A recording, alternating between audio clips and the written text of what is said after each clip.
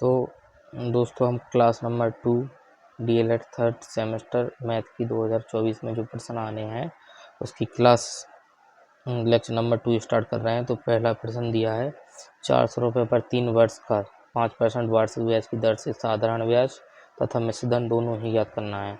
तो सबसे पहले हमें जो दिया है उसको लिख लेंगे। दिया है मूलधन कितने रुपए दिए? मूलधन में 400 रुपये, ये मूलधन हो गया है। मूलधन 400 रुपये। समय कितना दिया? समय हमें दिया है 3 वर्ष। और दर कितनी दी है? दर दी है हमें 5%। ज्ञात क्या करना है? हमें ज्ञात करना है हमें एक तो मिश्र धन भी निकालना है और ब्याज भी निकालना है, दोनों ही निकालते हैं। तो चलिए पहले हम ब्याज निकालते हैं, उसके बाद मिश्र धन निकालेंगे। तो फॉर्मूला क्या होता है? साधारण ब्याज बराबर मूलधन गुणे दर गुणे समय बटे 100। तो मूलधन 400, दर 5 और समय 3 बटे में 100। 2 जीरो से 2 जीरो कट जाएंगे तो कितना आया? 4 पंचे 20, 20 दिया 60। 60 रुपये इसका क्या आ गया? ब्याज आ गया 60 रुपये। ब्याज आ गया 60 रुपये। अब हमें निकालना है मिश्र धन। तो मिश्र धन क्या होता है? मिश्र धन जो मूलधन दिया है वो और जो ब्याज मिला वो दोनों को जोड़ते हैं। तो मिश्र धन बराबर मूलधन प्लस साधारण ब्याज, ये होता है। दोनों को जोड़ दो, दोनों को जोड़ देंगे तो मूलधन 400 और ब्याज 60, जोड़ने के बाद हो गया 460। तो ये उसका मिश्र धन आ गया। चलिए अब अगला प्रश्न देखते हैं, अगला क्या है। तो अगला प्रश्न हमें दिया है दूसरा, 81 का 9 आधार पर लघु गुणक क्या होगा? लघु गुणक का मतलब होता है लॉग। लघु गुणक का मतलब क्या होता है? लॉग होता है। तो लॉग लेंगे, लॉग और 9 आधार करना है। आधार इधर आता है, ये हो गया आधार।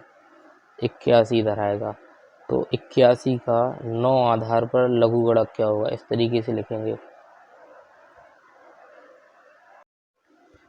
तो इसमें हमें करना क्या होता है? 9 आधार और 81। 81 का 9 आधार पर लघु गुणक क्या होगा? 81 का 9 आधार पर लघु गुणक क्या होगा? तो 81 को भी हमें 9 में बदलना होगा। तो हम करते क्या हैं? लॉग 9 और 81 को 9 की पावर क्या लिख सकते हैं? 2। 9 की पावर 2 लिख दिया। तो अभी 9 से 9 हट जाता है, ऐसा मान के चलो। जो पावर में होगा वो क्या आ जाएगा इसका आंसर। जैसे मान के चलो एक और एग्जाम्पल देख लो। जैसे हम कह रहे थे कि 64 का 8 आधार पर लघु गुणक क्या होगा? तो हम लॉग 8 आधार 64 इधर लिखते हैं। तो लॉग और 8 और 64 को 8 की पावर क्या लिख देते? 2। 8 से 8 हट जाता तो 2 क्या आ जाता है इसका आंसर। इस तरीके से लॉग वाले हमें क्वेश्चनों को हल करना है। अगला प्रश्न देख। तो इसमें हमें ये दिया हुआ है लॉग ए आधार है और 2 की पावर x प्लस 4 है बराबर लॉग ए आधार है और पावर कितनी 256। तो इसको भी हमें 2 की पावर में बदलना होगा 256 को। तो लॉग ए 2 की पावर x प्लस 4 बराबर लॉग ए और 256 को हम 2 की पावर कितनी लिख सकते हैं? 2 की पावर इसको लिख सकते हैं 8।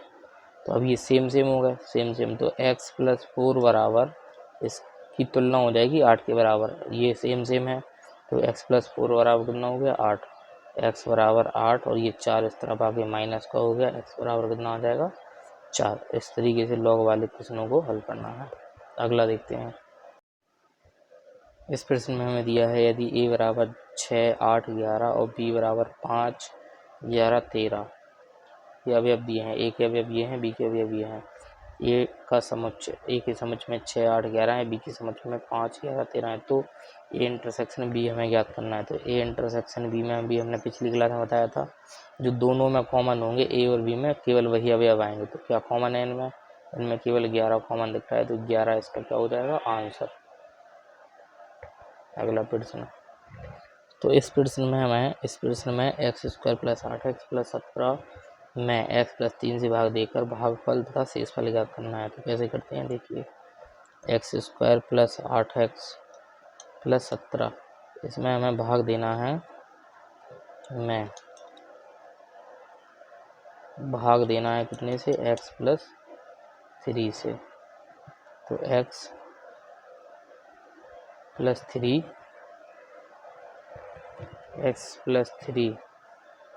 और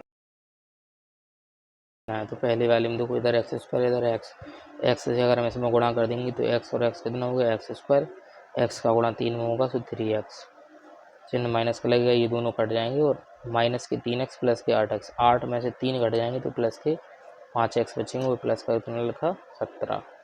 अब हमें इसको 5x बनाना है, x तो है ही, इसमें अगर 5 से गुणा कर दूँ 5x बन जाएगा, प्लस 5 से गुणा किया x में तो 5x और प्लस 5 दिया 15, ये हो गया। चिन्ह माइनस का लगेगा, ये दोनों सेम सेम वाले कट जाएंगे और 17 में से 15 घटा दो तो 2 क्या आ जाएगा, शेषफल। तो 2 शेषफल आ गया और भागफल कितना आ गया, x+5। इस तरीके से हमें भाग वाले प्रश्न हल करने हैं। ठीक है।